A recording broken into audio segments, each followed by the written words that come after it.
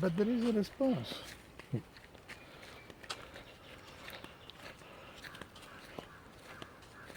You know how many times, I looked at a bougainville branch in front of my house when there was no wind or not much.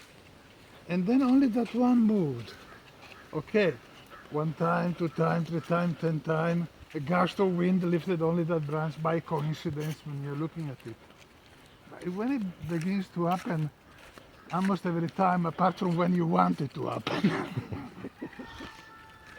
then you begin to see that I never believe much in coincidences anyhow.